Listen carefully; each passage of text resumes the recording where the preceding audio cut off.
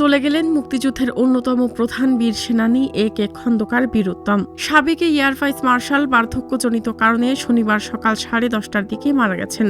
তার বয়স হয়েছিল 95 বছর। আন্তঃবাহিনী জনসংযোগ পরিদপ্তর আইএসপিআর জানিয়েছে, 21 ডিসেম্বর দুপুরে বাংলাদেশ বিমান বাহিনী ঘাঁটি বাসার প্যারেড গ্রাউন্ডে নামাজে জানাজা অনুষ্ঠিত হবে এবং গার্ড অব অনার দেওয়া হবে এই বীরুত্তমের। বীরুত্তম এ.কে খন্দকারের মৃত্যুতে শোক প্রকাশ করে প্রধান উপদেষ্টা অধ্যাপক মোহাম্মদ ইউনূস শোকবার্তায় বলেছেন, এ.কে খন্দকার ছিলেন একজন দৃঢ়চেতা মুক্তিযোদ্ধা, সৎ ও সাহসী এবং আদর্শনিষ্ঠ দেশপ্রেমিক। মুক্তিবাহিনীর উপপ্রধান এ.কে খন্দকার বাংলাদেশ বিমান বাহিনীর প্রথম প্রধান ছিলেন। সাবেক এয়ার ভাইস মার্শাল পরে রাজনীতিতে যোগ দিয়ে 2 দফায় মন্ত্রীর দায়িত্ব পালন করেন। এ.কে খন্দকারের জন্ম 1930 সালে রংপুরে। তার আদি নিবাস পাবনা জেলায়।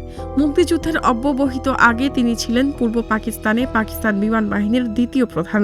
সেখান থেকে বেরিয়ে এসে মুক্তিযুদ্ধে যোগ দেন।